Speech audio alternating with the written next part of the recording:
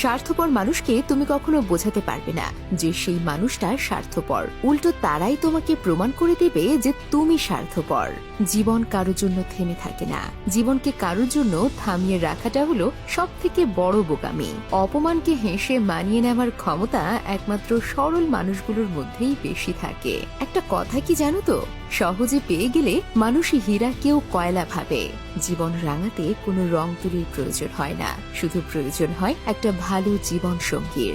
নিজের হতাশার জন্য অন্যকে কখনো দায়ী করো না, বরং নিজেকে দায়ী করো অন্যের থেকে অতিরিক্ত আশা করার জন্য। জীবনে ঠকলে হয়তো বিশ্বাসটা নষ্ট হয়, কিন্তু সেখান থেকে শেখা যায় অনেক কিছু। যদি অনুভব করো কেউ তোমাকে এড়িয়ে চলছে, তাহলে তাকে বিরক্ত করা ছেড়ে দাও। কেউ দেখে না তুমি তার জন্য কি করছো, তারা শুধু দেখে তুমি তাদের জন্য কি করোনি। বর্তমানে সম্পর্কগুলো এমনই হয়, খোঁজ না নিলে দূরত্ব বেড়ে যায়, আর বেশি খোঁজ নিলে বিরক্ত হয়ে যায়। আমাদের প্রত্যেকেরই কিছু না বলা কথার মধ্যে অনেক কিছু কথা লুকিয়ে থাকে। জীবনটা খুব কঠিন, আর তার চেয়েও বেশি কঠিন মানুষের মন বোঝা। কারণ মানুষ যে মন দিয়ে আপন করে নেয়, আবার সেই মন দিয়েই দূরে সরিয়ে দেয়। শিক্ষা যদি মানুষের দরজা হয়, তাহলে আচরণ সেই দরজার চাবি। বাবাকে কখনো অবজ্ঞা করো না।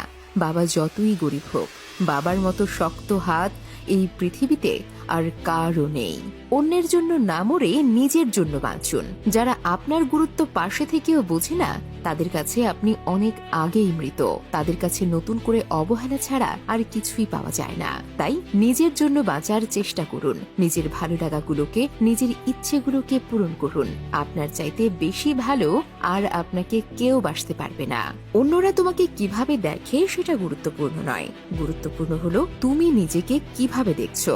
হৃদয়ের সবটুকু ভালোবাসা দেওয়ার পরেও যে তোমার শূন্যতা অন্য কাউকে দিয়ে পূরণ করে, যে তোমার অনুপস্থিতিতে একটু নিঃসঙ্গতা অন্য কাউকে দিয়ে পূরণ করে, যে তোমার নিঃস্বার্থ ভালোবাসাকে উপেক্ষা করে অন্যের প্রতি থাকে আকর্ষিত, আর যাই হোক সেই মানুষটা অন্তত তোমার না হোক। ব্যক্তিত্ব বিসর্জন দিয়ে কাউকে কাছে পাওয়ার থেকে ব্যক্তিত্ব নিয়ে একা থাকা অনেক ভালো। নিজেকে কখনো সহজ সরল করো না। নিজের মূল্য বুঝতে শেখো। তুমি যে অমূল্য সেটা বুঝতে দিও।